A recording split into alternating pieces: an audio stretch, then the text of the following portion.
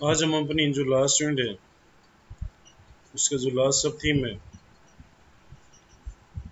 यानी जो British rule and Indian society, उसमें हमने इम्पैक्ट कर लिया है। और अब बचता है कंटिन्यूटी एंड चेंज। तो सबसे पहले हम चेंज के बारे में बात करेंगे। उससे फिर जो बाकी एरिया बच जाएगा वहाँ पर हमें कंटिन्यूटी देखने को मिलती है। अगर ब्रिटिश शासन की बात करें तो जिस प्रकार का हमें जो कहते हैं दृष्टिकोण दिखाई पड़ता है, उनका जो शासन रहा, उस शासन के बाद हम कह सकते हैं कि भारतीय जो जीवन था उसके हर पहलू पर हमें एक तरह से परिवर्तन देखने को मिलता है। और खासकर जब हम सामाजिक क्षेत्र की बात करते हैं तो ये भी किसी परिवर्तन से अछूता नहीं रहा। यहाँ भी बहुत सारे परिवर्तन देखने को मिलते हैं। या फिर हम अगर थोड़ा सा सरसरी नज़र डालें आर्थिक राजनीतिक परिवर्तनों पर, तो राजनीतिक परिवर्तन में जहाँ पे देश का एकीकरण हुआ, यानी सही मायने में भारत का जो निर्माण हुआ, यानी सारी जनता भारत के ही लोग हैं, ये भावना का विकास होता है, राष्ट्रीय संगठनों की स्थापना होती है, और फिर हम कह सकते हैं कि औद्योगिकरण की शुरुआत होती है, नगरीकरण की प्रक्रिया प्रारंभ होती है, यानी बहुत सारे नगरों की स्थापना होती है। हालांकि नगर पहले भी थे, मगर अब औद्योगिकरण के पश्चात हमें एक अलग स्वरूप के नगर दिखाई पड़ते हैं। पहले व्यापारिक से ज़्यादा होते थे, या फिर एक तरह से जहाँ पर शासन की गतिविधियाँ होती हैं वहाँ पर शहर की शहर का हमें एक तरह से बजावट देखनी होती थी। मगर अब वो व्यवस्था बदल जाती है उद्योगों की वजह से। जहाँ पर मार्केट है वहाँ पर अब शहर का धीरे धीरे प्रक्रिया प्रारंभ होनी शुरू हो जाती है। और इसके साथ साथ अगर हम बात करें फिर चाहे वो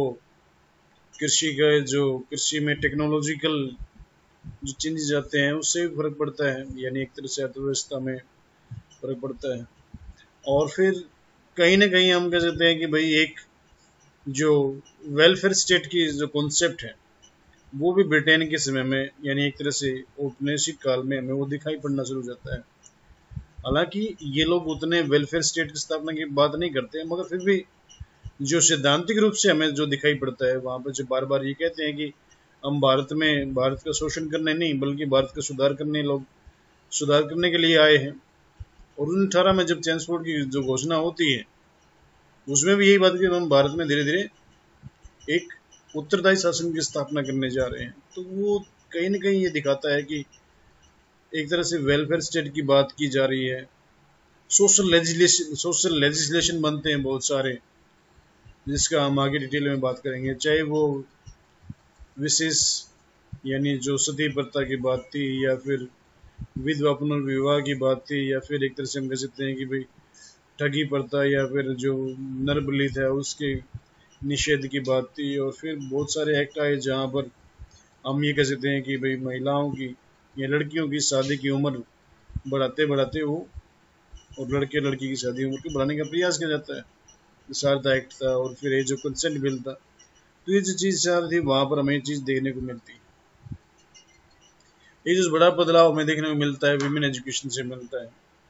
विमेन एजुकेशन एक ऐसा एस्पेक्ट था जो वैदिक काल के बाद लगभग कम देखने को मिलता है। पूरा जो हजारों साल का जो हमें एक तरह से जो हमारा इतिहास है वहाँ पर विमेन एजुकेशन एक वो कहते हैं कि एक सराहनीय स्थान पे नहीं थी। और फिर अगर विमेन एजुकेशन बन जाती है तो उससे फिर एक तरह से हम कह सकते हैं कि भाई वो चार दीवारी तक सीमित नहीं रहती, नौकरी व्यवसाय करती हैं। जैसे आज हमें देखने को, अगर आज महिलाएं भारत के या हर क्षेत्र के फील्ड में हैं तो इसका पीछे वो विमेन कॉलोनियल एजुकेशन है। यानी हालांकि उसमें इतनी महिलाएं नहीं पढ़ती थी, मगर फिर भी शुरुआत तो हुई।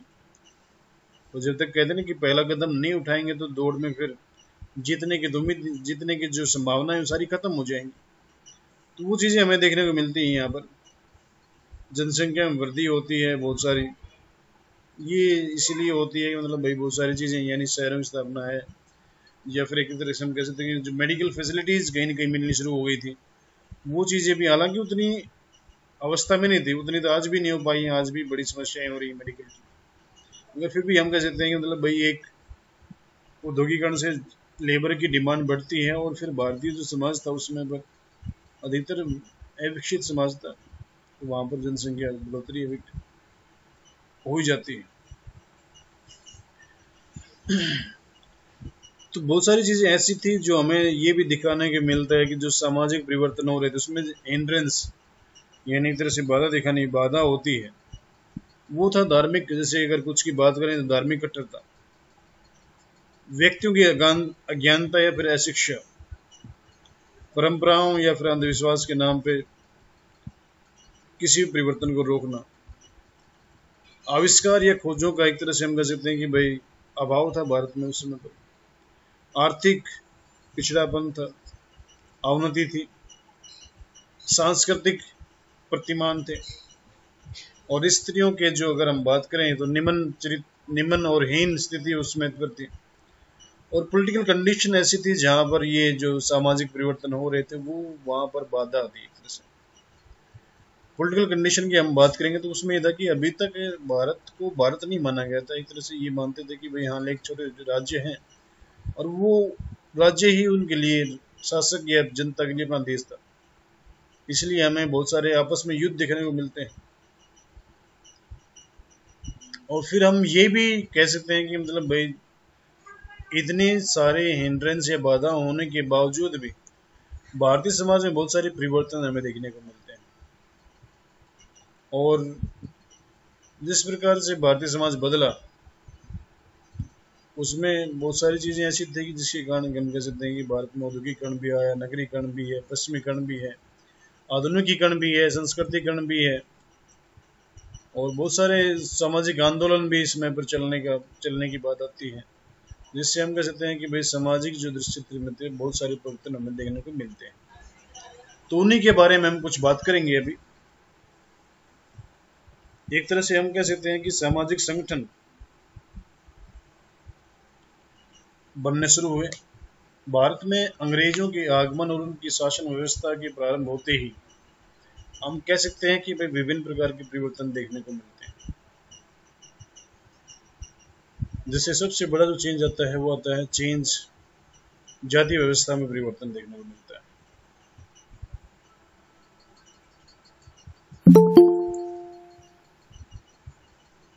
भारतीय समाज में हम कह सकते हैं कि जो पश्चिमी विचारधारा थी, औद्योगिकरण था, नगरीकरण, आधुनिकीकरण, संस्कृतिकरण आदि के सम्मिलित होने से सामाजिक जो संगठन थे उसमें विद्यमान जाति संकीर्णता में कमी देखने को मिलती है। बड़े बड़े महानगरों में औद्योगिक कारखानों में एक साथ काम करने की जो बाध्यता बनती है, यानी एक तरह से वहां पर हर जाति के लोगों के लिए लक्ष्य स्थान नहीं था, तो वहां पर एक तरह से सामाजिक संपर्क सहवास की स्थापना होती है, यानी आपस में विभिन्न जातियों के लोग एक तरह से इंटरेक्शन करते हैं, और फिर जहां पर फैक्ट्रियां बनी उन फैक्ट्रियों और उद्योगों के पास लोगों ने रहना भी शुरू किया, तो वहां पर भी जिस तरह से गांव के जो दृष्टिकोण होता था वहां पर वैसा माहौल स्थापित रहना एक तरह से असंभव था, तो वहां पर एक तरह से सामाजिक संपर्क और सहवास की भावना का विकास होता है। और नगरीय समाजों में होने वाले बहुत सारे उस समय के जो प्रेम विवाह हालांकि बहुत कम संख्या में थे, मगर एक शुरुआत तो होती है, अंतरजातीय विवाह, कोर्ट मैरिज जैसे बहुत सारे परिवर्तन हमें देखने को मिलते हैं। और आधुनिक युग में जैसे जातिगत पैतृक व्यवसायों का परित्याग करके ये बड़ा चेंज की बात हमें देखने को मिलती है उसमें, यानी जो जिस प्रकार से हर कास्ट का एक पैतृक व्यवसाय यानी ट्रेडिशनल ऑक्यूपेशन स्थापित कर रखा था ये माइंडसेट में उस समय पे भारतीय जनमानस में, तो वो अब वो छूट रहा है। एक तरह से हम कह सकते हैं कि भाई अन्य व्यवसाय वो लोग ग्रहण कर रहे हैं, और इससे फिर जाति प्रथा की जो कठोरता है उसमें भी कमी आती है। यहाँ पर मैं एक रिसर्च है प्रोफेसर राम नारायण रावत की, जो यूनिवर्सिटी में, सॉरी, जो अमेरिका में किसी यूनिवर्सिटी में प्रोफेसर हैं, उन्होंने अपनी जो थीसिस लिखी है उसमें यही दिखाते हैं। वो है कि एक तरह से जो द हिस्ट्री ऑफ चमार कास्ट इन कॉलोनियल उत्तर प्रदेश करके है वो, उसमें वो दिखाते हैं कि मतलब जो ट्रेडिशनल ऑक्यूपेशन का जो माइंडसेट है, या फिर ट्रेडिशनल ऑक्यूपेशन की जो एक तरह से ना जो थ्योरी है, वो एक तरह से ओरिजिनल नहीं है बल्कि बनाई गई है। यानी कि हम ये कह सकते हैं कि भाई जो अगर 1860 से लेकर के 1900 तक की वो अपने उसने डाटा दिया है, जिसमें वो बहुत सारे डिस्ट्रिक्ट गजेटियर्स रिपोर्ट्स हैं, जो एनुअल एडमिनिस्ट्रेटिव रिपोर्ट्स थी, सीक्रेट रिपोर्ट्स थी, उनकी बात करता है। और वहाँ पर वो दिखाते हैं कि मतलब जो ये जो ना मतलब ट्रेडिशनल ऑक्यूपेशन में जो लोग जा रहे हैं वो बहुत कम संख्या में। वो कहता है कि मतलब जो अगर चमार कास्ट की वो हिस्ट्री की बात कर रहा है तो वहाँ पर वो दिखाता है कि कुछ डिस्ट्रिक्ट्स में चमार जो कास्ट है वो हाईएस्ट रेंट पेयर कास्ट थी। रेंट मतलब जो यानी कि जो कृषि का जो लगान देने वाली कास्ट थी। वो कहता है कि मेजोरिटी यानी 80% तक वो कहता है कि जो चमार कास्ट थी उसमें की वो कृषि कार्यों में लगी हुई थी,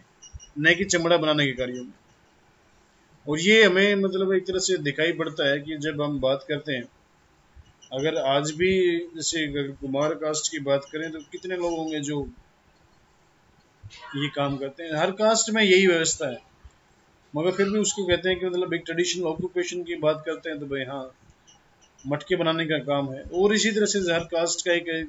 ऑक्यूपेशन बना रखा है। जैसे ब्राह्मण्स का काम है कि मैं वो टीचिंग करेंगे,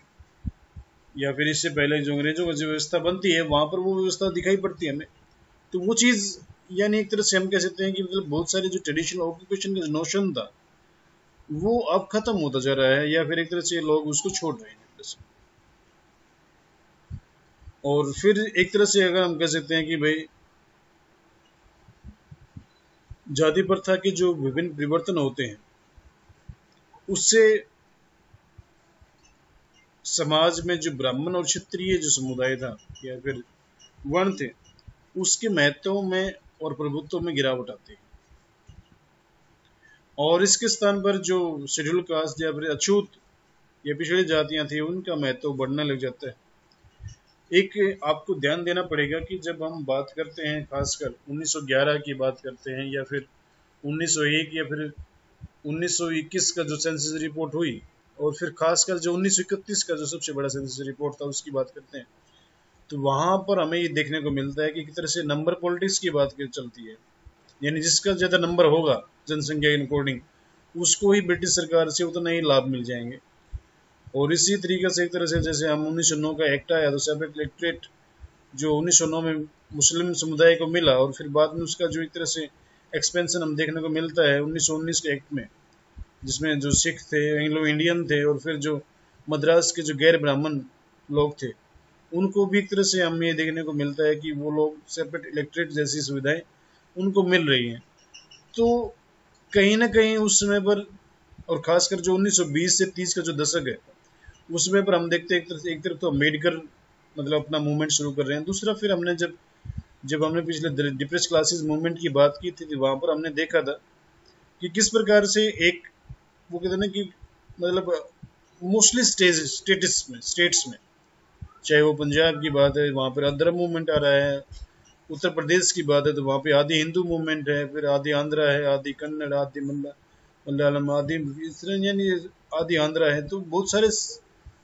जो मूवमेंट है, रीजनल मूवमेंट है, वो उसमें उभर रहे हैं। और फिर जब उभराव की बात आती है, उभार की बात आती है, तो फिर एक अपने आप में जब कहते हैं ना कि एक समुदाय जब अपने अधिकार मांग रहा है तो दूसरे को छोड़ने पड़ते हैं, तो वहीं पर वो बात आती है कि उनके प्रभुत्व में कमी आ रही है। और फिर इनके अंदर यानी जो जो अनटचेबल्स थे या फिर जो बैकवर्ड क्लासेस थी या फिर शेड्यूल कास्ट थी उस समय की, उनमें एक उभार देखने को मिलता है, जिससे वो जिन कार्यों करने से उनको हीन माना जाता था वो कार्य वो छोड़ रहे हैं। और उन छोड़ने से फिर ये कि उनके अंदर एक तरह से हम कह सकते हैं कि मतलब एक बड़ा परिवर्तन देखने को मिलता है। अब समाज में उनके भी एक तरह से, अगर चाहे वो नंबर पॉलिटिक्स की वजह से था या कुछ और वजह था, तो उनकी भी एक डिमांड या फिर एक तरह से उनका सम्मान होने लग जाता है। तो एक तरह से ही हमें कहते हैं कि वो जाति प्रथा की जो कठोरता की जो भावना थी वो अब थोड़ी सी कमजोर होने लग जाती है।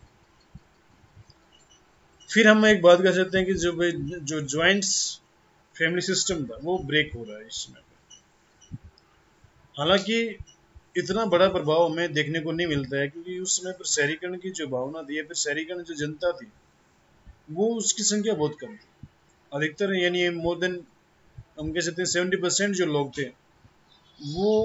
गांव में रहते थे। वहां पर ये एक इतनी बड़ी समस्या नहीं थी, मोस्टली ज्वाइंट फैमिली होती थी।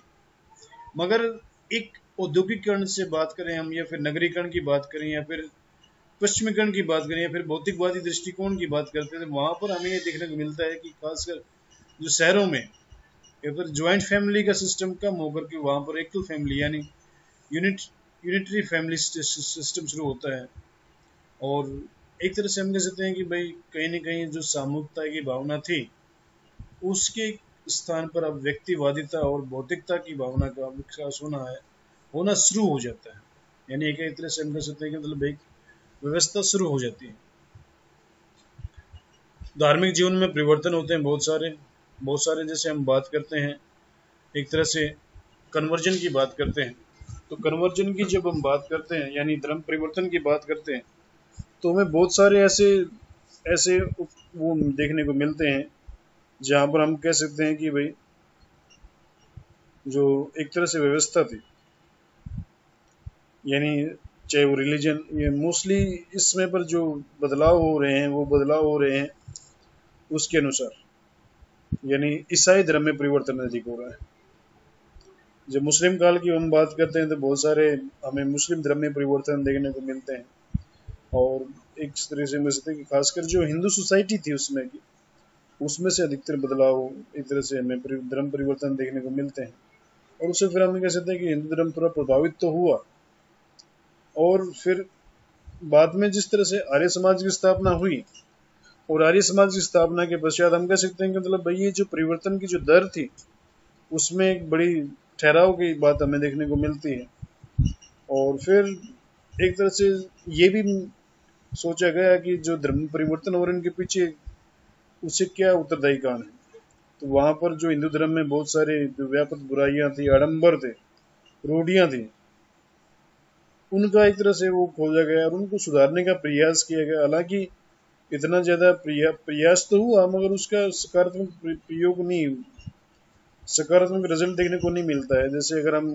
उदाहरण के लिए हम आर्य समाज की बात करें, तो जिस तरह से हम आर्य समाज की बात करते हैं तो आर्य समाज में ये माना गया था कि जो वर्ण व्यवस्था है वो कर्म अनुसार रहेगी। मगर चाहे वो जनता की हम रूढ़िवादिता लगा लें या फिर वो इस प्रकार के परिवर्तन के लिए तैयार नहीं थे, इसलिए वो लोग इस सिद्धांत के ऊपर उतना जोर नहीं देते जितना देना चाहिए था। मगर फिर भी ये है कि भाई एक धार्मिक जो कन्वर्जन हो रहे थे उसमें हमें कि वो देखने को मिलता है कि कहीं कहीं आगे चलकर इनकी वजह से संघर्ष या तनाव की भावना का तो एक तरह से उभार भी देखने को मिलता है। शिक्षा क्षेत्र में बड़ा बदलाव आया। एक तरह से हम कह सकते हैं कि भाई भारतीय जो शिक्षा प्रणाली थी जिसमें अभी तक जैसे जैसे वो मुस्लिम शासकों ने बदलाव किए थे, चाहे ईसाई शासकों ने बदलाव किए थे, और भारत में जब एक तरह से अच्छे थे। चलो